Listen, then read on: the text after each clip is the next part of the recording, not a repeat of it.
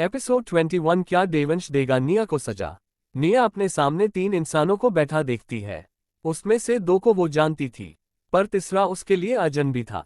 पर निया ने तो उस अजनबी की ओर ध्यान तक नहीं दिया था, क्योंकि वो तो दूसरे इंसान को ही देखे जा रही थी। देखे क्या, वो तो लगभग उस इंसान को घूर रही थी। निया के नीचे आते से ही देवांश उसी की तरफ देख रहा था, और अब निया के चेहरे पर आया एक्सप्रेशन देख वो काफी ज्यादा सेटिस्फाइड था। उसे निया से इसी एक्सप्रेशन की उम्मीद थी, और ये देख उसके चेहरे पर एक डेविल स्माइल आ गई थी। पर उसकी तरफ किसी का ध्यान नहीं था, क्योंकि सब लोग तो निया को ही देख रहे थे। देवांश ये देख मन में सोच रहा था, तारांकन अच्छा हुआ ये अभी आ गया। अब पता चलेगा इस लड़की को कि क्या गलती की है इसने। वहीं निया के दिमाग में तो जैसे बॉम्ब ब्लास्ट हो रहे थे। वो मन में सोच रही थी, मतलब ये वो और वो ये, इसका मतलब लेकिन फिर वो कौन। ये सोचते ही निया की घबराई नजर देवांश की कोल्ड आंखों से जा मिली। घबराहट से उसके होंठ कँपा रहे थे, और फिर वो देवांश को देखकर सोचने लगी, मतलब वो और कोई नहीं, नीली आंखों वाला ये शैतान। लेकिन ये इतना बेकार सा कोइंसिडेंस भी मेरे ही साथ होना था क्या? क्या भगवान, आप मेरे साथ ऐसा मजाक कैसे कर सकते हैं? अब मैं कहाँ जाऊँ? आगे नहीं, फिर ये शैतान क्या कर लेगा पता नहीं। तो फिर पीछे नहीं, फिर तेरे बारे में क्या सोचेंगे सब? क्या करूँ? हे भगवान, सेव मी प्लीज। निया मन में यही सोच रही थी कि तभी उसने देखा कि देवांश अपनी जगह से उठकर उसी की तरफ आ रहा था। ये देख निया का गला सूखने सा लगा। उसे तो जैसे लग रहा था कि धरती फैट जाए और वो उसमें समा जाए। इससे पहले देवांश निया के पास पहुंचता निया को किसी ने पुकारा, निया तुम वहां क्यों खड़ी हो? कहीं हमसे डर तो नहीं गई? वैसे मुझसे डरने की कोई बात नहीं है, बस ये दोनों। लेकिन इन दोनों से भी डरने की कोई बात नहीं है। ये दोनों सिर्फ दिखते हैं जैसे शैतानों के राजकुमार हो, लेकिन दिल के बहुत अच्छे हैं। तुम इनके चेहरे पर मत जाओ, क्योंकि चेहरे से ये किसी पत्थर के जैसे है, लेकिन इनके दिल बहुत ही साफ है, एकदम मिनरल वाटर की तरह। ये आवाज सुन सभी का ध्यान उस इंसान की तरफ चला गया। उस इंसान के बाल ब्लॉन्ड थे, चेहरे से वो बहुत हैंडसम था, लेकिन देवांश से कम उसने ब्लैक कलर का लेदर का जैकेट पहना था, और हाथों की उंगलियों में अलग अलग तरह की अंगूठियां डाल रखी थी। वो एकदम किसी सुपरस्टार की तरह रेडी हुआ था। कम से कम निया को तो यही लग रहा था, लेकिन वो इस चेहरे से ही तो डरी थी, और अब तो उसे इससे बात भी करनी थी। अद्वैत ने अपनी बात कह मुस्कुराते हुए सबको देखा, पर वहां सब लोग उसे खा जाने वाली नजर से देख रहे थे। उनकी आंखों में साफ लिखा था कि अगर वो अभी चुप नहीं हुआ तो सब उसे यहां से बाहर फेंकवा देंगे। ये देख अद्वैत झेप गया और उसने अपना मुंह बंद कर लिया। तभी देवांश भी निया के पास पहुंचा और निया का हाथ पकड़ उसने निया की आंखों में देखा, तो वो बहुत सैटिस्फाइड था। निया ने भी देवांश की आंखों में शैतानी चमक साफ देख ली थी, इसलिए उसका दिल और तेजी से धड़कने लगा। वो कुछ कहना चाहती थी, पर अभी कुछ कह नहीं पा रही थी। देवांश उसका हाथ पकड़ उसे सोफे की ओर ले आया और उसे अपने पास बिठा लिया। निया भी चुपचाप वहां बैठ गई, पर बार बार वो इधर उधर देख रही थी। तभी उसे एक आवाज आए, हेलो निया, आई मीन मिसेस राजवंश, आप कहीं अनकंफर्टेबल तो फील नहीं कर रही है ना? उसकी बात सुन निया मन में सोचने लगी, तारांकन में देखी, किसी और को भी पता चल गया, लेकिन इस नौतली आंखों वाले डेविल को तो कुछ फर्क ही नहीं पड़ता। पर फिर होश में आकर एक फेक स्माइल के साथ उसने नहायो अपना सिर हिला दिया। ये देख उस इंसान के चेहरे पर एक बारी ससी मुस्कान छा गई। उसने फिर देवांश को देखकर कहा, तारांकन देवांश, तुम हम दोनों को इंट्रोड्यूस नहीं करवाओगे?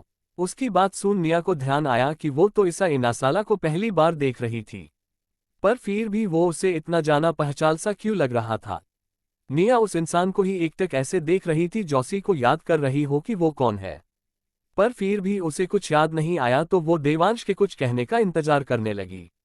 देवांधा ने एक बार निया की तरफ देखा और फिर उस आदमी की तरफ दौड़कर उसानो कहा, इनसे मिलो, ये मिस्टर नाटिक कैपेडिया इंडस्ट्रीज का इकलौता वारिस और मेरा सबसे अच्छा और पुराना दोस्त। ये सुन निया की तो धड़कनें तेज हो गई। पता नहीं उससे कुछ अजीब सा एहसास हुआ। 2 सेकेंड्स के लिए तो वो नैतिक को देखती ही रही, पर इस बात से अनजान कि उसके पास बैठा आदमी उसके इस रिएक्शन से बिल्कुल सेटिस्फाइड नहीं था। पता नहीं क्यों, लेकिन उसे निया के नैतिक को ऐसे बिना पल के झपकाए मूला बिल्कुल पसंद नहीं आया। तो वो धीरे से झुककर निया के काल के पास जाकर बहुत ही धीमी आवाज में बोला, तारांकन, तुम्हें क्या मेरे हर दोस्त में दिलचस्पी है? पहले तुमने अप्रैल के साथ फ्लर्ट किया, उसे अपने पति के सामने आंख मारी, और अब तुम नैतिक को ऐसे देख रही हो जैसे वो तुम्हारी सबसे प्यारी चीज हो। लेकिन मैं बता दूं तुम्हें, अगर तुमने उसे ऐसा देखा जो बेउद्धात करके मारे तुम्हारे सामने नहीं आएगा कभी। निया, जो अपने ख्यालों में गुम थी, देवांश की बचकानी बात सुन होश में आए और सिर घुमाकर देवांश को अजीब तरह से देखने लगी। वो देवांश को देख सोच रही थी, तारांकन, ये आदमी पता नहीं क्या क्या सोचता रहता है। इसे क्या मैं कोई ऐसी लड़की दिखती हूँ जो पैसे वालों के साथ रिश्ता बनाने के लिए कुछ भी करती है? हाँ, एक बार गलती से मैंने इसके दोस्त को आंख मार दी, इसमें भला कौन सी बड़ी बात हो गई? लेकिन उस वजह से ये मुझ पर ऐसे इल्जाम कैसे लगा सकता है? जाने दे नीयू, तू भी किस शैतान की सोच के बारे में सोच रही है? एक तो इतनी रात गए मुझे ऐसे कपड़े पहनने को कहा, और ऊपर से इसकी बकवास सुनो। उद्धरण चिन्ह। ये सोच नीयू अजीब अजीब एक्सप्रेशन देने लगी। उसके इस क्यूट सी हरकत की वजह से जो माहौल निया के नैतिक को घूरने से ऑकवर्ड हो चुका था, वो अब नॉर्मल हो गया था। तभी नैतिक ने निया को देखकर कहा, निया, ओ आई मीन मिसेस राजवंश, आपको अगर मेरा दोस्त कभी भी परेशान करे ना तो सीधा मेरे पास आना, मैं इसके बहुत से सीक्रेट्स जानता हूँ जिससे इसका मुंह बंद किया जा सकता है। वो मैं आपको बताता रहूंगा। ये सुन निया होश में आए और नैतिक को देख स्माइल की और कहा, आप मुझे मिसेस राजवंश नहीं निया कह सकते हैं, मुझे अच्छा लगेगा भाई। निया के मुंह से भाई सुन सभी शॉक्ड थे। वो सब एकटक निया के चेहरे को ही घूर रहे थे, जिसे निया अनकंफर्टेबल महसूस करने लगी। उसने सबकी नजरों से नजरें चुराते हुए हकलाकर कहा, माँ, मैंने कुछ गलत कह दिया कर क्या? वो तो बस मेरा कोई भाई नहीं है, और मुझे इन्हें देखकर भाई की तरह वार्मथ महसूस हुई तो बस। निया का रिप्लाई सुन नैतिक का चेहरा खिल गया था। उसके चेहरे पर एक प्यारी सी स्माइल आ गई और उसके चेहरे के दोनों तरफ डिम्पल्स दिखने लगे। उसकी स्माइल और डिम्पल्स को देख निया ने मन में कहा, तारांकन, पता नहीं इन्हें देख ऐसा क्यों महसूस हो रहा है, और वैसे भी इन्हें तो हमने पहली बार देखा है और हमने इन्हें भाई कह दिया। ऐसा कैसे कर सकते हैं हम जिस रास्ते पर है उस पर हमें खुद ही चलना है। इस पर हम किसी और को लाकर उससे खतरे में नहीं डाल सकते। अच्छा होगा अगर ये मना कर दे। निया कहीं मन में खोई हुई थी कि तभी उसे नैतिक की आवाज आए, हाँ क्यों नहीं, तुम मुझे बिल्कुल भाई बोल सकती हो, वैसे भी मेरे भी कोई बहन नहीं है। ये सुन निया ने उसे बस एक स्माइल पास कर दी, और ये सुन पता नहीं क्यों देवांश को बहुत सुकून महसूस हो रहा था, पर उसने अपने चेहरे पर कुछ नहीं दिखाया। तभी नैतिक ने कहा, तारांकन, वैसे मेरी बहन तो है बहुत सुंदर, लेकिन मेरे जीजा जी को शायद इसकी परवाह नहीं है, तभी तो इतने सालों तक दूर थे। ये सुन निया को बहुत अच्छा महसूस हुआ और वो चिढ़ाने वाली नजर से देवांश को देखने लगी। तो देवांश ने उसी की बात उसी पर उल्टाते हुए बोला, तारांकन, हाँ सुंदर तो बहुत है, लेकिन उस बुलेट वाली लड़की से कम जो हमें इंडिया वापस आने पर मिली थी।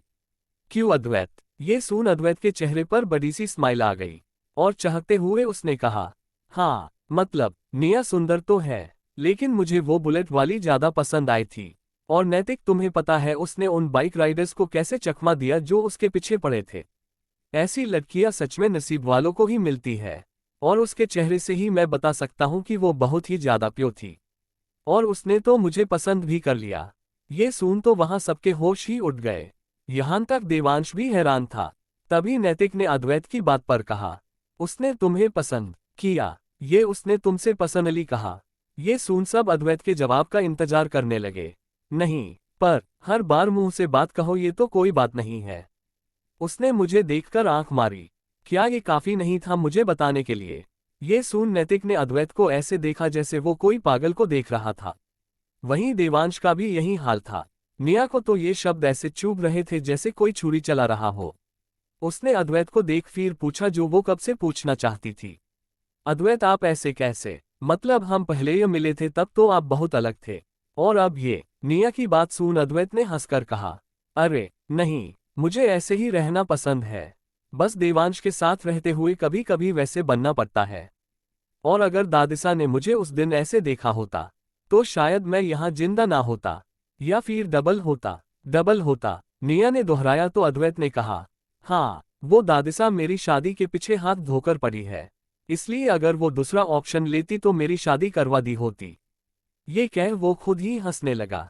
निया ने फिर हेल्पलेस फेस बनाकर देवांश को देखा, तो देवांश ने टॉपिक खत्म करने के लिए कहा, वैसे बहुत रात हो गई है, आप दोनों को अब चलना चाहिए। ये कह वो निया को देखने लगा, तो अद्वैत और नैतिक वहां से खड़े हो गए। नैतिक ने फिर एक गिफ्ट निया के हाथ में पकड़ाकर कहा, थैंक यू सो मच, मुझे भाई कहने के लिए। ये सुन निया के चेहरे पर मुस्कान छा गई, और देवांश उसे ऐसे देखकर खुश था। वो क्यों था ये उसे भी पता नहीं था। निया और देवांश ने फिर नैतिक और अद्वैत को वहां से भेजा, और अब वो अंदर आ चुके थे। निया देवांश के पीछे सिर झुकाए चल रही थी। उसके मन में चल रहा था, तारांकन अब मैं इस नीली आंखों वाले शैतान से क्या कहूँ, ये तो मुझे मार ही डालेगा। हाय नीयू, तेरी ही किस्मत इतनी खराब क्यों होती है, तुझे भी मुसीबत में फंसना था, और उस मुसीबत से निकलते वक्त दूसरी मुसीबत मोड़ लेनी थी। शायद इसे ही लोग कहते होंगे आसमान से गिरे खजूर में अटके, और यहाँ खजूर ये डेविल है, खजूर नहीं लंगूर है। ये कहते हुए वो आगे बढ़ ही रही थी कि किसी चीज से जाकर टकरा गई। उसने दर्द से अपनी आंखें बंद की और माथे पर हाथ रख कहा, ओए माँ, ये चलने के रास्ते में दीवार कहाँ से आ गई, मेरा तो सर फोड़ दिया। निया की बात खत्म होते ही वहां हंसने की आवाजें आने लगी। तो निया ने आंखें खोल देखा, तो सब मैड्स और नौकर जो किसी स्टैचू की तरह रहते थे हंस रहे थे। पर उनकी हंसी जितनी जल्दी आई उतनी जल्दी गायब हो गई। वो अब खौफ से निया को देखने लगे, तो निया ने अजीब तरह से सबको देखा और फिर अपने पास खड़े इंसान को। वो इंसान अपनी नीली आंखों से उसे ही घूर रहा था। दरअसल निया किसी दीवार से नहीं बल्कि देवांश की बैक से जा टकराई थी, क्योंकि वो अचानक रुक गया था। देवांश निया को देखकर सोच रहा था, तारांकन ये लड़की सच में गुस्सा दिलाने में नंबर 1 है। अंडरस्को अभी इसकी खबर लेता हूँ। सब लोग आउट। देवांश का ऑर्डर सुन सभी मैड्स और नौकर वहां से सिर झुकाकर जाने लगे। निया के लिए ये कोई गोल्डन अपॉर्चुनिटी से कम थोड़े ना थी। वो भी नौकरों के पीछे जाने लगी, तभी एक सख्त आवाज उसके सुनाई पड़ी, तारांकन तुम रुको। ये सुन निया की पत्थर सी अपनी जगह जम गई, और मैड्स उसे असहाय नजरों से देखते हुए वहां से चली गई।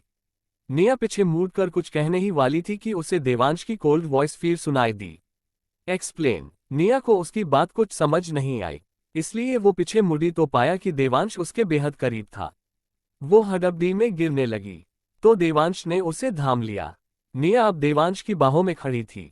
देवांश को ये सब सुकून दे रहा था, पर फिर देवांश को कुछ शरारत सूझी, तो उसने हाथ बहाकर निया के गाल पर आईलैट हाथों से पीछे की, जिससे निया देवांश की बाहों में स्टिफ हो गई।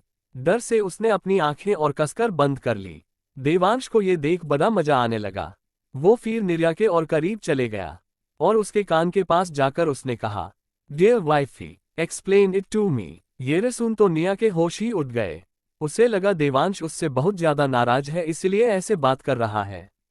निया ने फिर हिम्मत करके कहना चाहा, वो माँ मैं वो। निया की बात में हकलाहट सुन देवांश निया के कान में धीरे से बोला, आर यू अ गोट। ये सुन ना समझी में निया ने आंखें खोलू, तो उसकी काली आंखें देवांश की नीली आंखों से जा टकराए। देवांश को अपने इतनी करीब देख निया की आंखें झुक गई, तो देवांश ने फिर कहा, तारांकन बोलो, तुमने उसे आंख मारी, वो भी मेरे सामने, कैसे? निया ने जब ये सुना तो वो और भी डर गई। निया ने फिर हिम्मत जुटाई और देवांश की ओर देखते हुए कहा, सॉरी, वो मैंने अनजाने में, मैं तो वहां अपनी दोस्त को लेने पहुंची थी, पर रास्ते में वो बाइक राइडर्स मिल गए, और फिर वहां एक कार आ गई और उन्होंने हमारी मदद की, और वो बार बार मुझे नाम पूछ रहे थे, इसलिए मैंने तारांकन, और इसलिए तुमने अद्वैत को देखकर आंख मारी और उसके मन में एक गलतफहमी पैदा कर दी। तारांकन नहीं, मैंने ये जानबूझकर नहीं किया। निया ने कहना चाहा, अच्छा, तो अब तुमने इस बात से क्या सीखा? ये सुन निया ने फिर कुछ सोचा और फिर कहा, मुझे आपके सामने किसी और से फ्लर्ट नहीं करना चाहिए। उसकी बात पर देवांश ने उसकी तरफ हैरान नजरों से देखकर कहा, मतलब तुम मेरे पीठ पीछे किसी से फ्लर्ट कर सकती हो? ये सुन निया के पीठ पर ठंडे पसीने आ गए। वो कुछ कहने लगी, नहीं, ध्यान रहे, तुम किसी के साथ कभी भी, ना मेरे सामने ना मेरे पीठ पीछे फ्लर्ट कर सकती हो। इसके बारे में सोचना भी मत, क्योंकि तुम मेरी पत्नी हो, देवांश राजवंश की पत्नी। देवांश की बात सुन निया की धड़कन अचानक से बुलेट ट्रेन की तरह हो गई। वो हैरानी से देवांश के चेहरे को देखने लगी। उसके ऐसे देखने से देवांश को याद आया कि फ्लो में वो क्या बोल गया, इसलिए निया को उसने छोड़ा और गला साफ कर कहा, मेरा मतलब था तच्छम मेरी पत्नी हो तो तुम्हें ऐसे किसी के साथ फ्लर्ट नहीं करना चाहिए। इससे मेरी रेप्यूटेशन पर गलत असर पड़ेगा। और याद रहे ऐसा कभी नहीं होना चाहिए। अब जाओ सो जाओ। निया ने ये सुन राहत की सांस ली और देवांश को गुड नाइट विश कर वो ऊपर कमरे में चली गई। वो जाते जाते देवांश की बातों के बारे में सोच रही थी और उसके गाल टमाटर से लाल हो रहे थे। वहीं उसके जाने के बाद देवांश ने भी राहत की सांस ली और फिर वहां से स्टडी की ओर चला गया। एपिसोड 22 निया ने पहनी देवांश की शर्ट। निया को देवांश की बात से तो जैसे सदमा सा लगा था।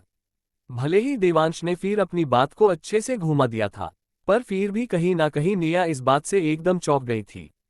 उसकी धड़कनें अब तक सामान्य से कुछ तेज चल रही थी। तभी वो चलते हुए कमरे में पहुंच जाती है। कमरे में आते ही उसे अपने फोन की रिंग सुनाई देती है, जो वो चार्जिंग पर लगाकर वहीं भूलकर चली गई थी। निया ने पहले तो डोर अच्छे से लॉक किया और फिर अपना मोबाइल लेकर उसने कॉलर आईडी देखी और कॉल पिक करके कहा, साहू हमने कहा ना कि हम तुम्हें कल सब बता देंगे। तो फिर अभी इतनी रात गए कॉल क्यों किया? तुम सो नहीं रही हो क्या? नीयू तुम मुझ पर ऐसे क्यों चिल्ला रही हो जैसे मैं तुम्हें हमेशा डिस्टर्ब करती हूँ?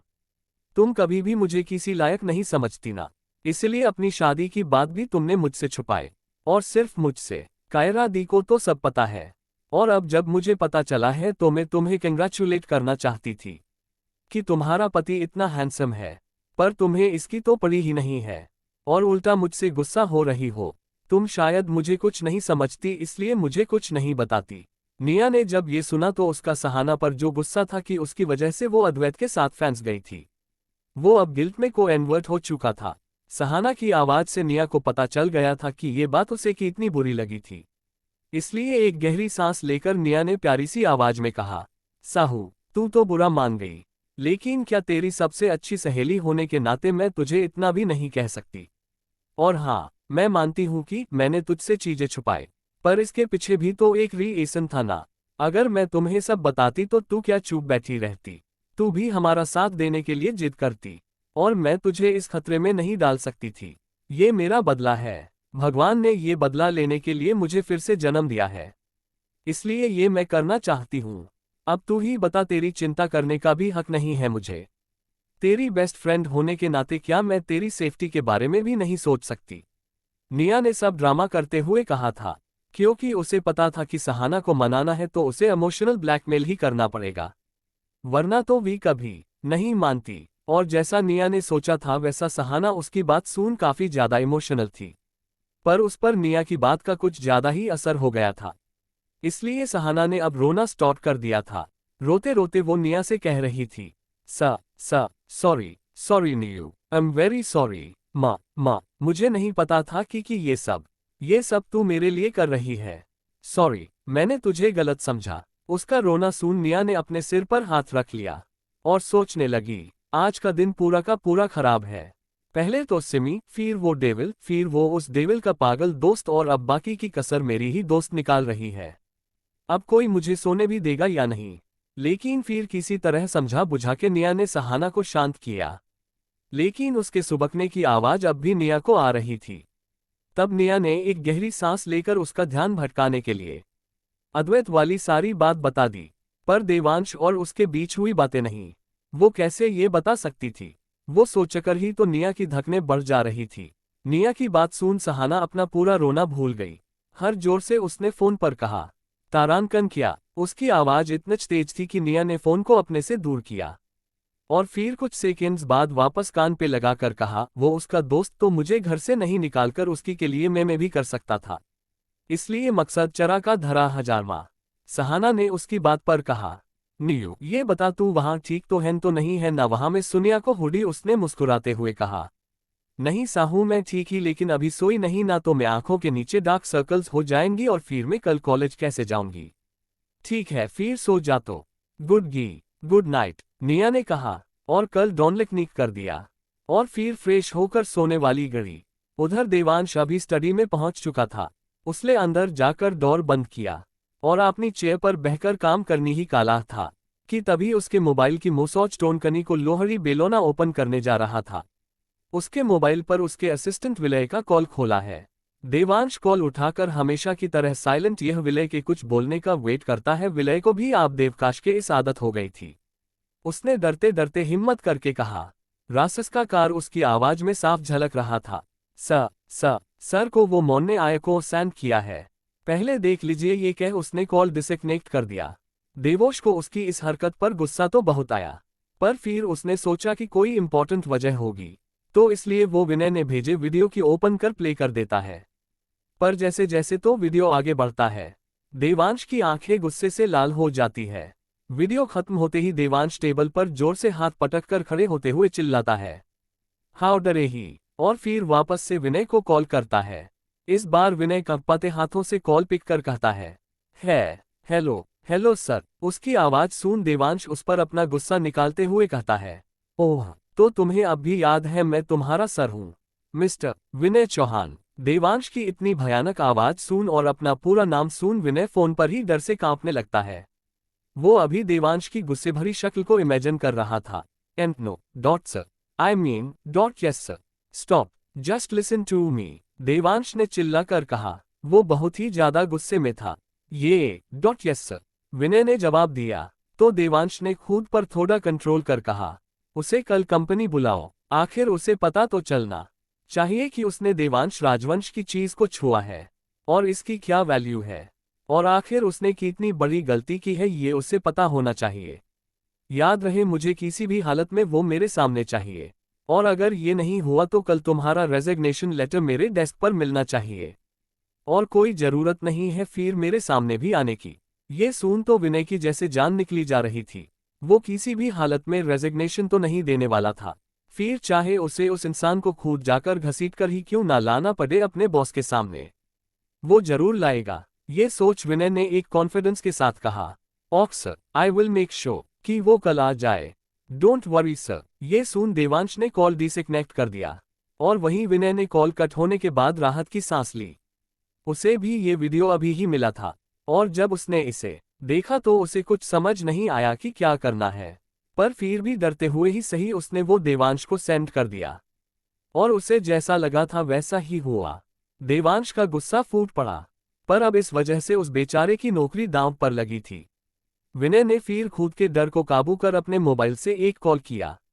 जैसे ही उधर से किसी ने कॉल पिक किया, विनय बिना कुछ सुने बोल पड़ा, तारांकन, कल तुम्हें उसे लेकर कंपनी आना है, बॉस उनसे मिलना चाहते हैं, और हाँ, कोई एक्सक्यूज नहीं चलेगा, तुम इतने दिनों से उनसे मिलने का ट्राई कर रहे थे ना, तो अब कल मिलते हैं। ये कह उसने उधर से कोई रिप्लाई सुने बगैर कॉल डिस्कनेक्ट कर दिया, और एक राहत की सांस ली। सुबह का वक्त, निया आज जल्दी नहीं जाग पाई थी, क्योंकि रात को उसे सोने के लिए देर हो गई थी। निया हड़बड़ी में फ्रेश हुई, और फिर रेडी होने के लिए वार्डरोब की तरफ बढ़ी, पर जब उसमें वो सब भारी भरकम डिजाइन वाली ड्रेसेस देखी तो अपने सिर पे हाथ रख लिया। निया अपने बाथरोब में वहीं खड़ी कुछ सोचने लगी। तभी उसे कुछ सूझा और उसने उन ड्रेसेस में से एक सिंपल सी ब्लैक कलर की स्कर्ट निकाली।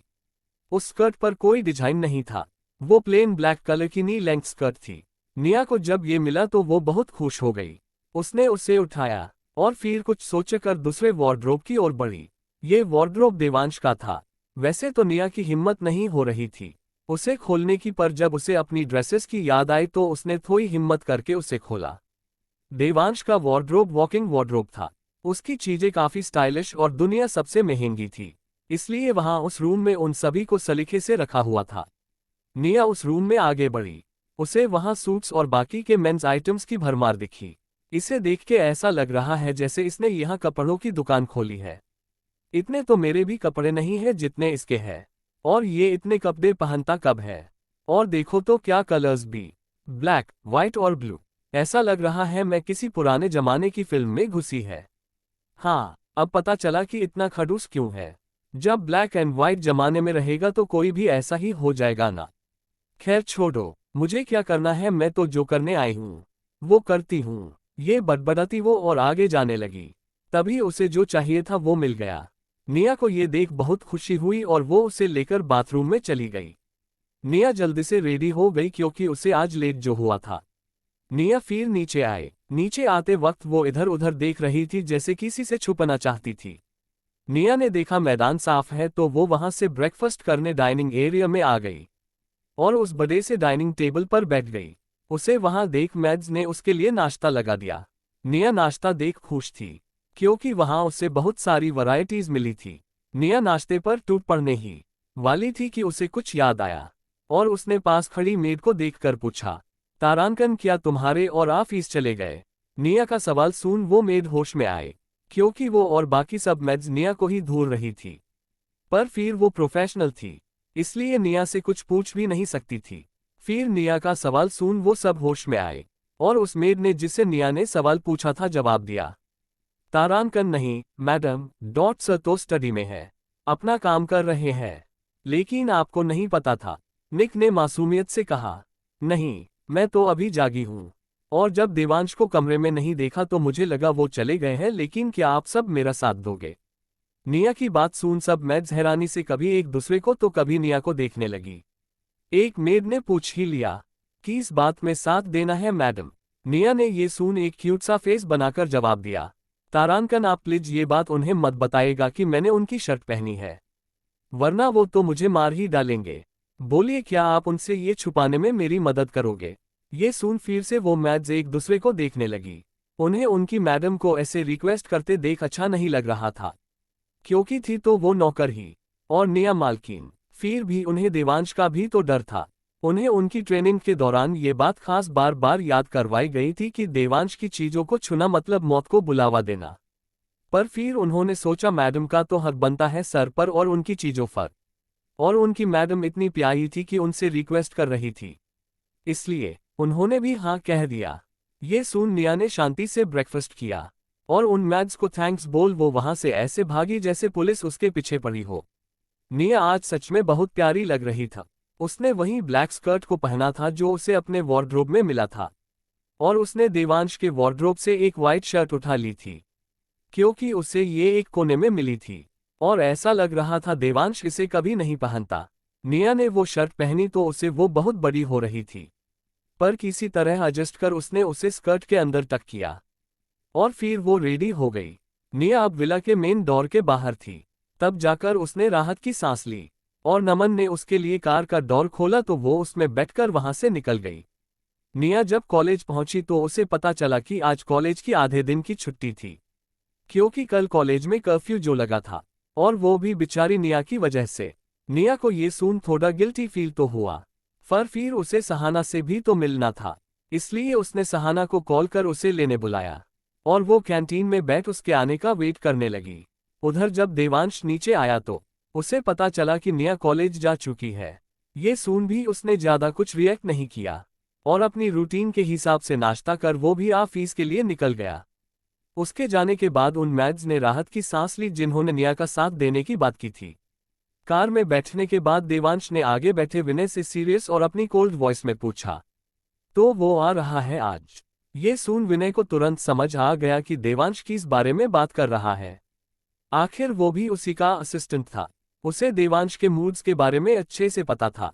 उसने फिर एक अजीब सी हंसी के साथ कहा, जी सर, वो दोपहर 1:30 बजे आ जाएंगे, डोंट वरी। अगर वो नहीं आए तो मैं उन्हें किडनैप करवा कर भी ला दूंगा। उसकी बात पर देवांशम कुछ नहीं कहता, बस अपना सिर हाँ में हिला देता है। उधर कॉलेज कैंटीन में निया अकेले बैठ अपनी कॉफी एंजॉय कर रही थी। तभी उसके कंधे पर कोई आकर हाथ रखता है। निया जब सिर उठाकर उस इंसान को देखती है तो शौक से खड़ी होकर कहती है, तुम यहाँ। Don't forget to like, comment, subscribe.